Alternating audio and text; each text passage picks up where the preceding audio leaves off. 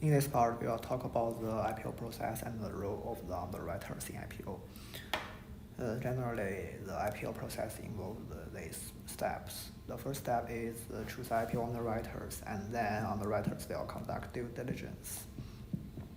And then we submit IPO regulatory filings. After that, we go on IPO roadshow, and after the SEC approves, the IPO team will set a IPO price.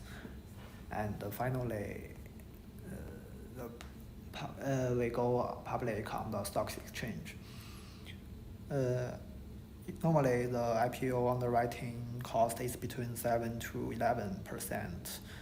And there's another thing we have to notice is there are lots of things to do before IPO, and it's called pre-IPO steps. And we can see the details in the PowerPoint. Okay, let me introduce the basic situation of the new tea market. According to the data obtained from various research reports, the market size has increased rapidly from 34.2 billion yuan in 2016 to 77.3 billion yuan in 2020. Moreover, the average growth rate in the next 3 years is expected to reach about 30%. Especially, HEYTEA occupies 27% of the market share, far exceeding other brands in the industry, such as Nike and Lelecha. We performed due diligence and obtained sufficient information for us to build a valuation model. The risk-free rate is in line with the treasury bond. The target capital structure decided by the management is 35%. Beta of the asset and the risk premium is in line with the industry. EBIT margin of the sales is 10% with a 0.3% improvement. Depreciation is 8%. Current capex is 9%. Change in working capital is 5%, and tax rate in China is 25%. We expect the market to grow fairly rapidly with an average growth rate of 25%. And then it slows down over the next few years and stabilizes at an annual growth of 2%. By doing that, we eventually arrive at an enterprise value of 8 billion. There are already 600 million shares outstanding, and we would like to offer 200 million shares in this IPO. And the estimated price per share is $16.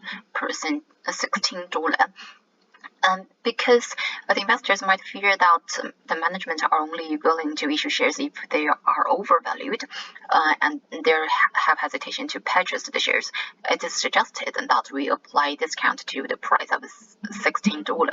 The appropriate price range should be set between 11 to 14 US dollar, so that we can arrive at the capital structure of 35%.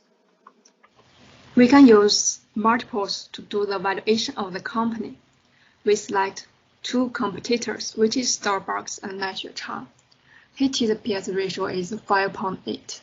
HEYTEA's capital structure is 35%, and the profit margin is 13%.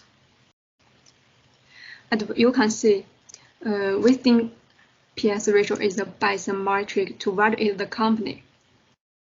PS ratio means total market value divided operating income. The lower the PS ratio, the greater the stock value of the company. Let's move to HEYTEA Financing Canada. In July 2021, round D financing after Hill House Invest. HEYTEA's valuation is $9,420 million. In terms of the risk and expected returns, HEYTEA faces both the systematic and firm special risk. The systematic risks include the business cycle and microeconomic policy of the new tea industry, and the firm special risks include the operating and liquidity risk of HEYTEA. In addition, the beta of HEYTEA is 0.85. Beta lower than 1 means that less systematic risk than the market.